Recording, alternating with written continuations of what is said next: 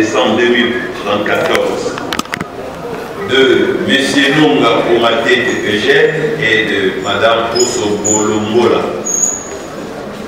Il est célibataire, de nationalité congolaise, province Sankourou, territoire Befou, secteur Nganouruma, village Adungu. Il réside au numéro 14, quartier Eradi, Selembao. Études faites.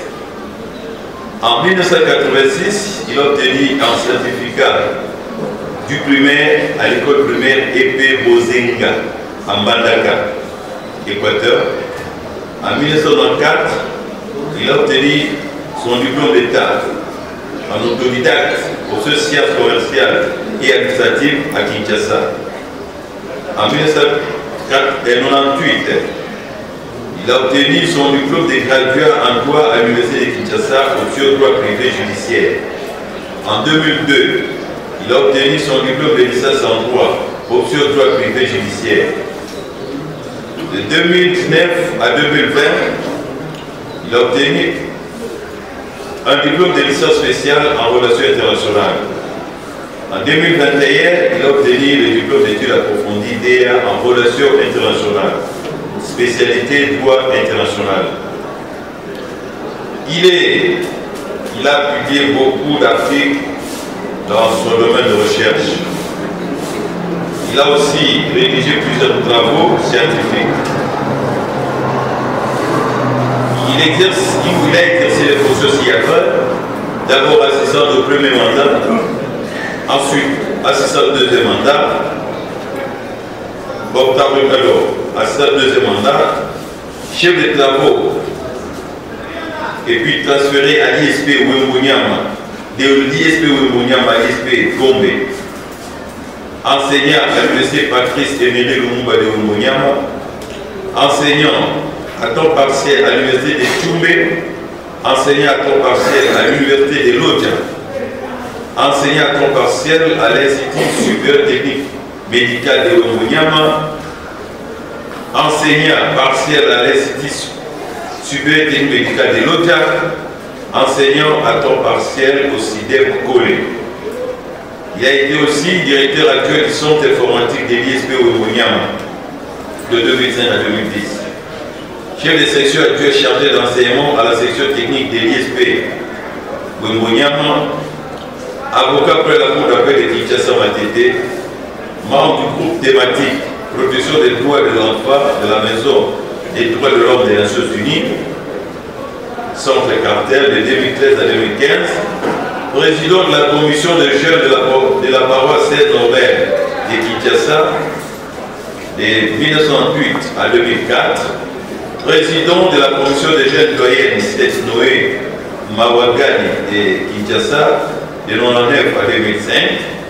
Il est aussi chanteur de la chorale Bana Ngaïme de l'archidiocèse de Kinshasa, groupe de promotion des chants liturgiques de l'Église catholique en République démocratique du Congo jusqu'à ces jours. Ordinaire, Yvon Dibébé, qui est au Bango Saïla, rectrice de l'Université pédagogique nationale, ici représenté par le professeur Albert Bougui, secrétaire général de la recherche, attendu que le jury nommé par la décision électorale numéro 020 par UPEN, par REX, par 2024, du 15 octobre 2024, Madame la rectrice de l'Université pédagogique nationale, en vue de l'examen de la thèse de doctorat de M.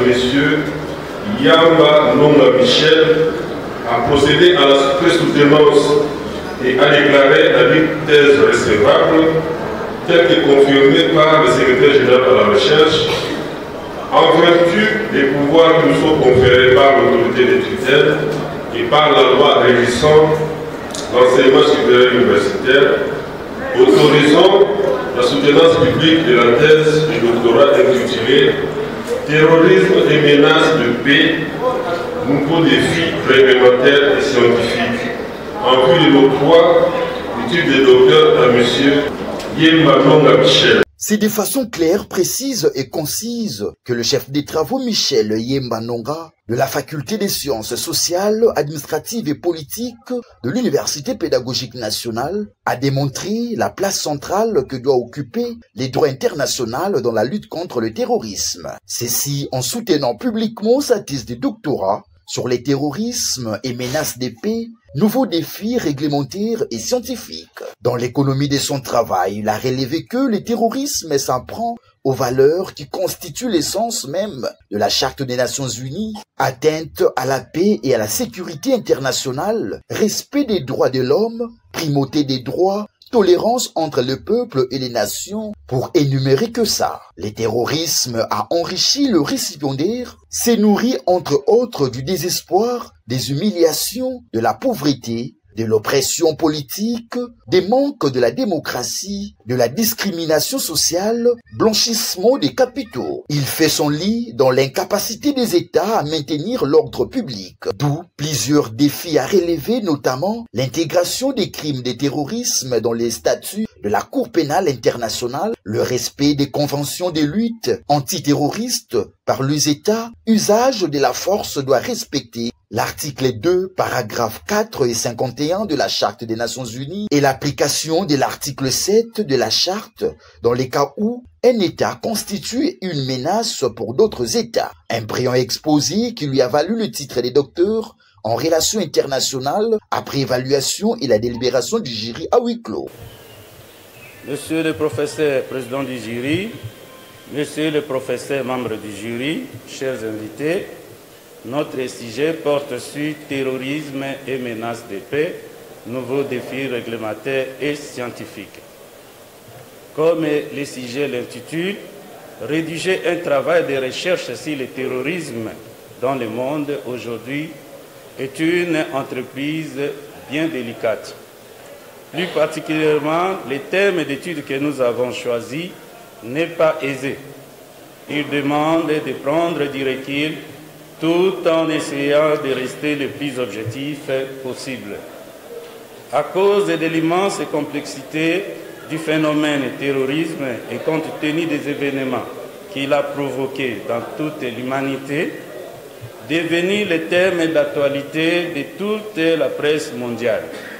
Le terrorisme est présent dans l'esprit, car nous vivons dans un monde où la sécurité et l'insécurité cohabitent dans un seul village, malgré leur divergence de concepts et de fondements.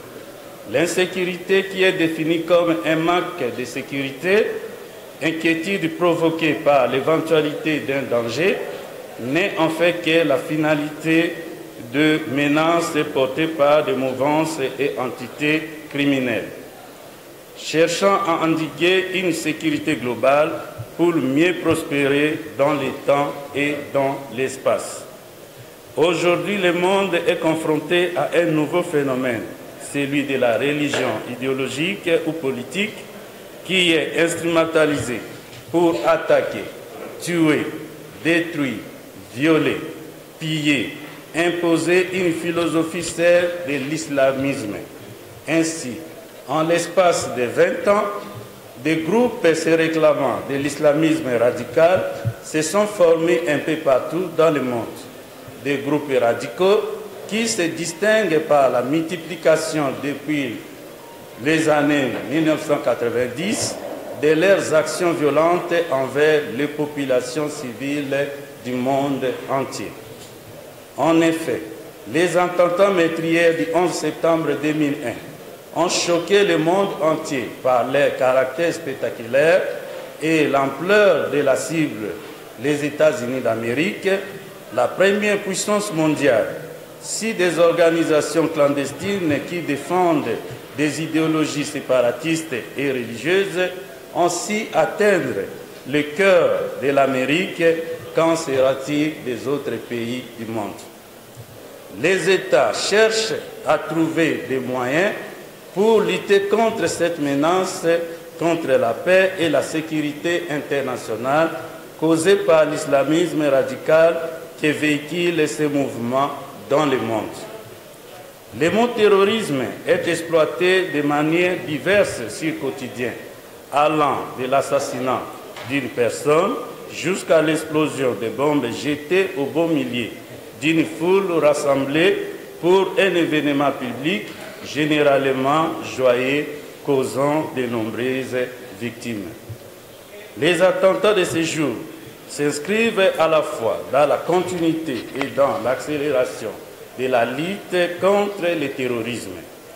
La vague émotionnelle suscitée par ces attentats a rapidement laissé place à un nouveau corpus, adopté dans l'urgence les instruments juridiques internationaux, régionaux et nationaux de lutte contre le terrorisme dans le cadre de la menace contre la paix et la sécurité internationale. Monsieur le professeur président du jury, Monsieur le professeur membre du jury, étant donné la dimension mondiale du terrorisme, ce n'est plus suffisant de l'affronter exclusivement à travers des accords bilatéraux ou régionaux. Grâce à leur nature, les instruments universels mettent à la disposition de tous les États partis des bases juridiques illimitées géographiquement pour la coopération judiciaire. Ces traités se concentrent sur la coopération internationale du point de vue de la justice pénale. Ils ont en effet pour but de faciliter les enquêtes et les poursuites pénales lorsque les infractions ont un élément d'extranéité.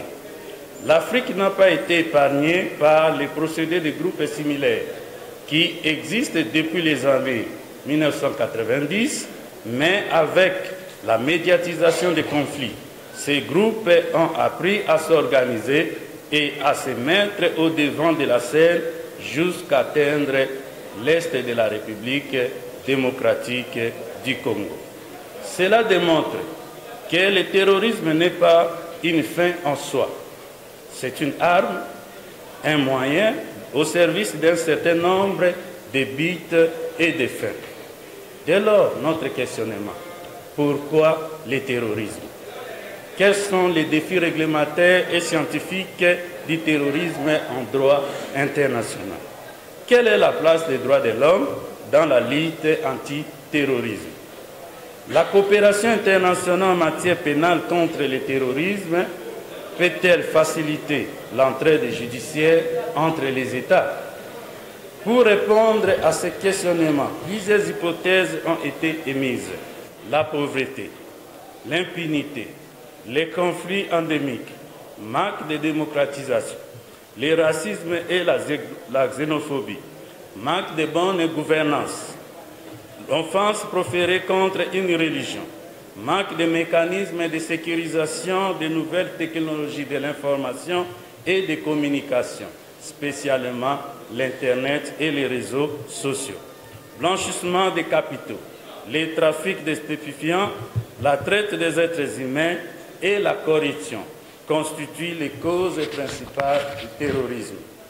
L'absence d'une définition consensuelle du terrorisme en droit international, exclusion de l'infraction du terrorisme dans les statuts de la Cour pénale internationale, manque de la réglementation de la victime des actes du terrorisme en droit international et non-respect par les États des conventions et protocoles de lutte contre le terrorisme.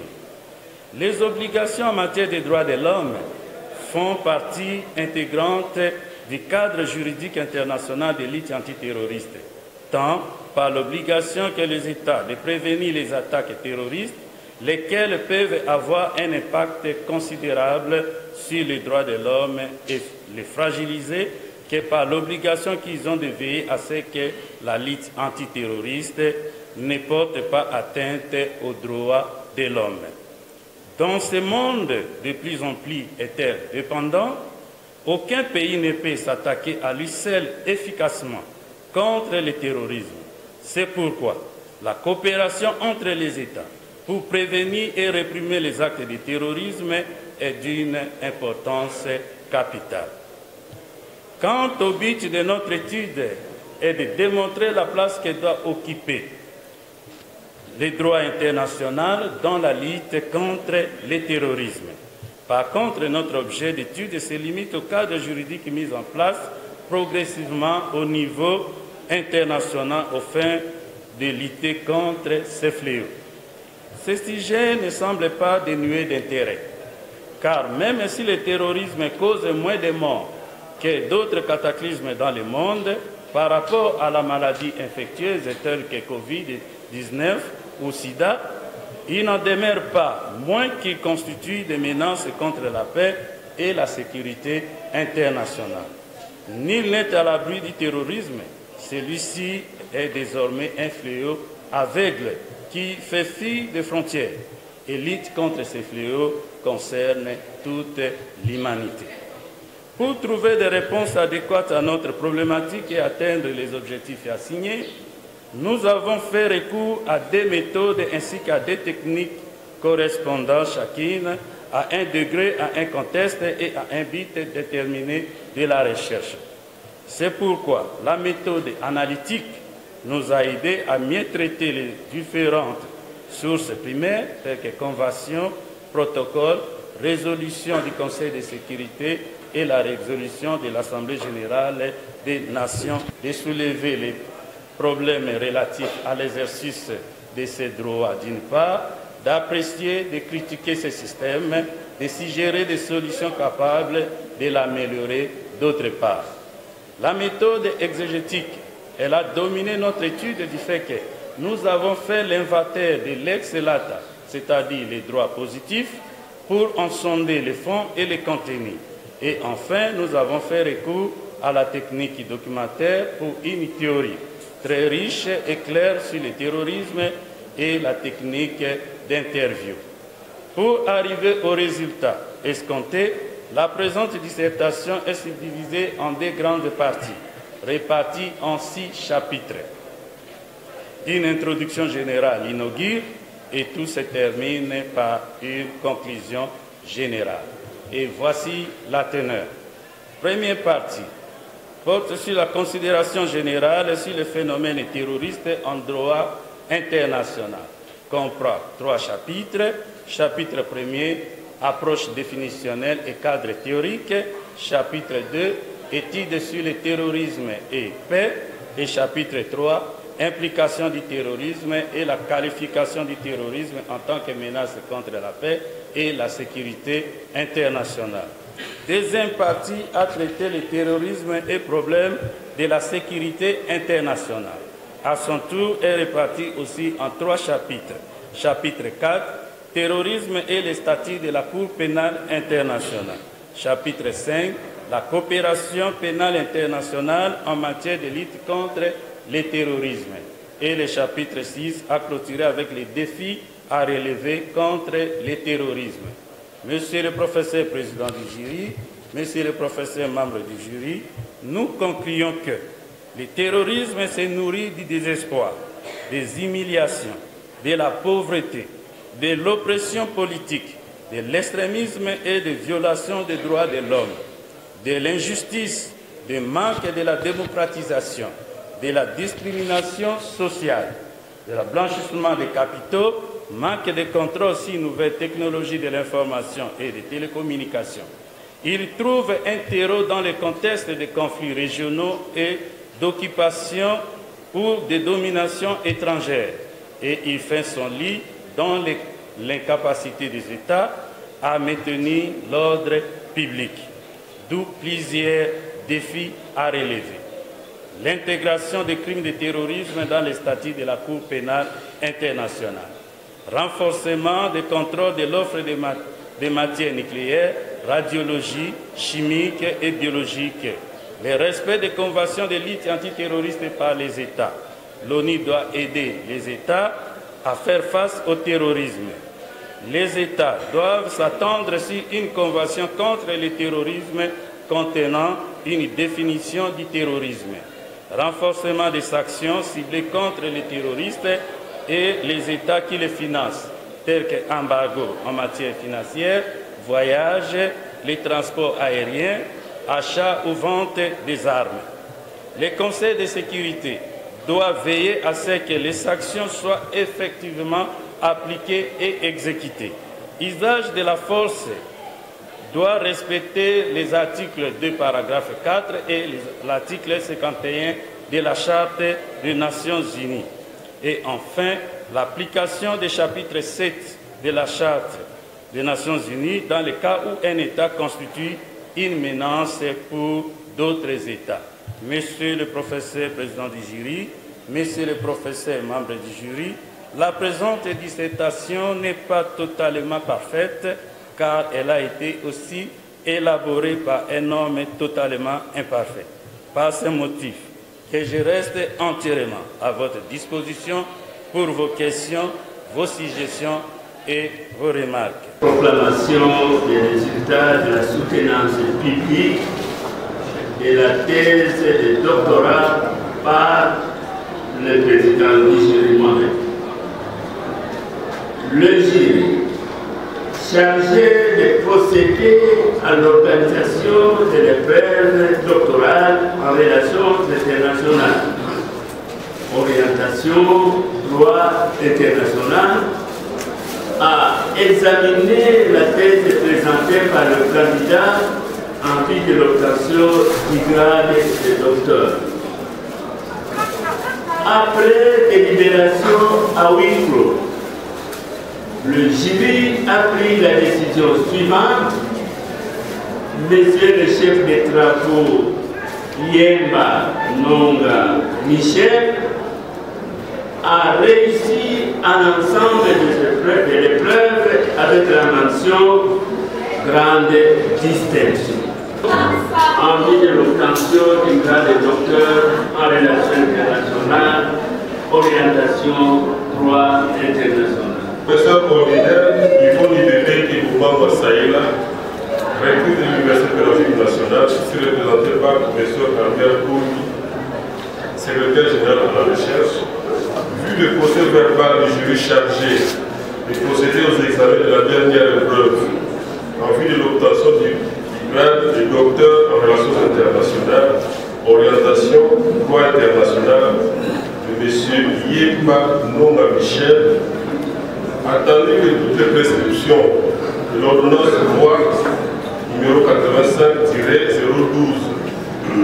du 29 mars 1985, telle que modifiée à ce jour, relative à la collation des grades académiques, ont été respectées, conférant au candidat précité les grades de docteur en relations internationales, orientation, droit international.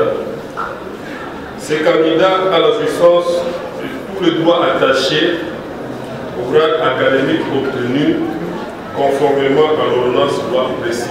Pour lier l'utile à l'agréable, le secrétaire général à la recherche de l'UPN lui a conféré le grade académique au nom de la rectrice empêchée. En apportant sa pierre à l'édifice, le spécialiste en droit international a placé un mot après son couronnement. Dans ce travail, on a voulu tout simplement démontrer la place que doit occuper le droit international dans la lutte contre le terrorisme. Et nous avons axé ça sur 3 points. Il y a l'aspect de l'incrimination, l'aspect de la répression et puis l'aspect de la coopération. De l'incrimination dans le sens où lorsque vous lisez des conventions, des traités et des protocoles d'accord sur le terrorisme, vous allez se rendre compte qu'il y a au moins vingtaine de conventions et de protocoles d'accord. Et la majorité de ces conventions, on a qualifié le phénomène terrorisme comme une infraction. Et à l'absence d'une juridiction internationale pour trancher ces affaires, et on a demandé à chaque État d'intégrer automatiquement dans son arsenal juridique interne l'infraction du terroriste. Et dans l'aspect de l'incrimination, ça veut dire que c'est un comportement un peu imbuvable.